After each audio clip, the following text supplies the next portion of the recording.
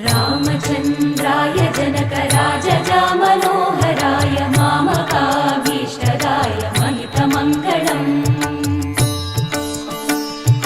चारुकुङ्कुमोपेतचन्दनानुचर्चिताय हारकटकशोभिताय भूरिमङ्गलम्